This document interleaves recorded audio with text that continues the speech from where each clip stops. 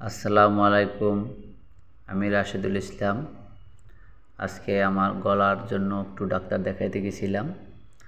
তো ডাক্তার দেখাইতে গেছি ঢাকা তেজগাঁও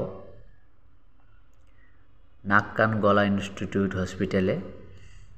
আসলে এটা সরকারি হসপিটাল, কিন্তু এটার পরিবেশ এতটা ভালো লাগলো, মনে হয়েছে যে প্রাইভেট হসপিটাল এরকম।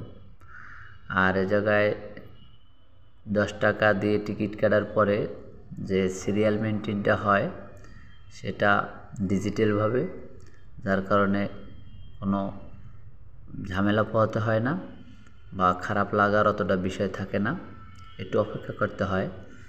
আর এই জায়গায় যদি আপনার ভর্তি দেয় রোগী, তাহলে এ জায়গায় ভর্তির যে পরিবেশ আমি সেটা দেখানোর চেষ্টা করছি, খুব ক্লিন।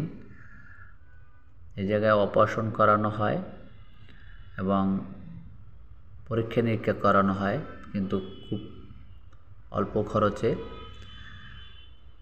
এই হসপিটালের সব কিছুই আমার ভালো লাগছে।